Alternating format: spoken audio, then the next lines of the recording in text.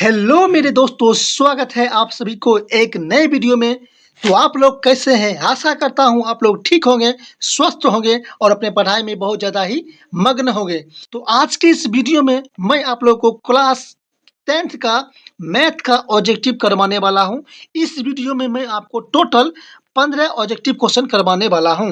अगर आप लोग सही से मैथ पढ़ रहे हैं और सही से तैयारी कर रहे हैं, ये 15 मैथ में आप लोग 7 प्रश्न का आंसर देकर बताइए। ठीक है, तो चलिए चलते हैं क्वेश्चन की ओर। यहाँ पर फर्स्ट नंबर क्वेश्चन है आपका, निम्नलिखित में कौन सा केंद्रीय प्रवृत्ति की मान नहीं है?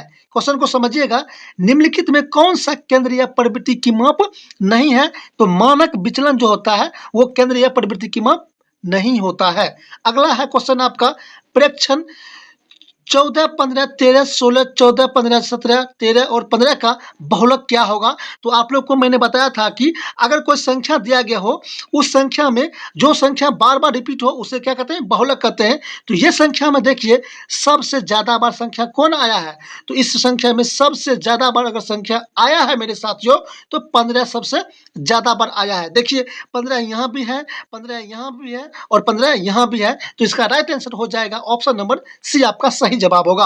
अगला क्वेश्चन कहता है कि प्रथम 5 प्राकृतिक संख्या का माध्य क्या होगा? अरे प्राकृतिक संख्या पूछ रहा है, तो प्राकृतिक संख्या आपको पता होगा, प्राकृतिक संख्या पता है ना। तो प्राकृतिक संख्या को आपको 5 बार क्या करना, उस संख्या को जोड़कर उसके बाद उसको माध्य निकाल देना होगा, वही उसका क्या होगा? माध्य होगा। ठीक है, तो इसका राइट आंसर क्या हो जाएगा? तो इसका राइट आंसर हो जाएगा ऑप्शन नंबर बी, इसका सही जवाब है। अगला प्रश्न है आपका, प्रेक्षण 8, 12, 7, 14, 6, 13 और 15 का माध्यक क्या होगा? तो माध्यक बराबर क्या होता है कि अब जैसे कि मान लीजिए यहाँ पर दिया गया है क्या ऑप्शन, जैसे कि यहाँ पर क्वेश्चन दिया गया है कितना, 8, 12, 7, 14, 6, 13 और 15 दिया गया है ना। तो ये संख्या हम आपको करना क्या होगा, ये सारे संख्याओं को आपको जोड़ देना है और गण लेना है कि कितना संख्या होता है। यानी कि इसका फार्मूला होता है क्या? फार्मूला होता है कि सभी संख्या का योग बट्टे गिनती की संख्या होता है। ठीक है, ये इसका क्या होता है? ये इसका फार्मूला होता है, याद कर लीजिएगा। तो इसका फार्मूला होता है सभी संख्याओं की योग बट्टे गिनती की संख्या। ठीक है, तो इसको आप इस प्रकार से बना सकते हैं। ये सभी संख्याओं को आप जोड़ लीजिएगा और कितना संख्या है, 1, 2, 3, 4, 5, 6, 7, 7 से भाग दे दीजिएगा तो आपका आंसर आ जाएगा। तो ये हो जाएगा ऑप्शन नंबर डी, आपका सही जवाब होगा। ठीक है, अगला प्रश्न की ओर चलते हैं। माध्य का 3 गुण और माध्य का दुगुना का अंतर बराबर होगा। बहुत अच्छा क्वेश्चन है कि माध्य के 3 गुना और माध्य का 2 गुना का बहुलक क्या होगा? तो ये हो जाएगा आपका राइट आंसर हो जाएगा ऑप्शन नंबर सी, यानी कि बहुलक हो जाएगा। ठीक है,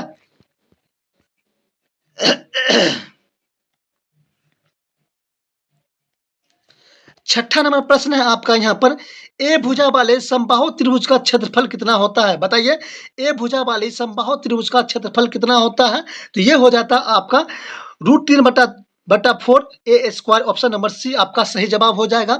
सातवां आपका होगा, यदि वृत्त की परिधि और वर्ग का परिमाप दोनों 88 सेंटीमीटर के बराबर हो तो उसको हम क्या कहेंगे दोस्तों? तो इसको हम कहेंगे वृत्त का क्षेत्रफल और वर्ग का क्षेत्रफल कहेंगे। ऑप्शन नंबर सी आपका सही जवाब होगा। अगला प्रश्न है आपका यहाँ पर 8 नंबर, यदि किसी घन का प्रत्येक किनारा ए इकाई हो तो उसका विकर्ण क्या हो जाएगा? तो उसका विकर्ण हो जाएगा मेरे साथियों √3a इकाई हो जाएगा। ऑप्शन नंबर ए आपका सही जवाब होगा। अगला प्रश्न है आपका 9 नंबर प्रश्न है, त्रिज्या r तथा ऊंचाई h वाले एक लंबवृत्त शंकु का आयतन होगा। क्या पूछ रहा है कि शंकु का आयतन क्या होगा? तो शंकु का आयतन कितना हो जाएगा आपका 1/2 पाई r² h घन इकाई। ऑप्शन नंबर बी आपका सही जवाब होगा। अगला प्रश्न है आपका, यदि दो वृत्त की क्षेत्रफल का अनुपात 4:25 है तो उसकी त्रिज्या का अनुपात कितना होगा? ये हो जाएगा 2:5। ऑप्शन नंबर डी आपका सही जवाब हो जाएगा। अगला प्रश्न है आपका, sin 30 डिग्री बटा cos 30 डिग्री गुना cot 30 डिग्री बराबर कितना होता है? तो इसका राइट आंसर हो जाएगा आप लोगों का ऑप्शन नंबर डी, यानी कि ए हो जाएगा। यानी कि ऑप्शन नंबर डी आपका सही जवाब होगा। ठीक है, अगला प्रश्न की ओर चलते हैं। 1 - 10 स्क्वायर 45 डिग्री बटे 1 + 10 स्क्वायर 45 डिग्री का मान कितना होगा? ये हो जाएगा 0 डिग्री, यानी कि साइन हो जाएगा इसका right answer. Option number B आपका सही जवाब होगा। अगला प्रश्न है 13 नंबर, बिंदु 7 × 10 किस पाद में स्थित है? तो ये हो जाएगा कितना पाद में स्थित होगा? तो ऑप्शन नंबर ए यानी कि प्रथम पाद में स्थित है। अगर आपसे पूछ दे कि 7.10 और आपसे पूछ दे 4.3 ये कितने पाद में है? तो ये 2 पाद में स्थित है, याद रखिएगा आप लोग।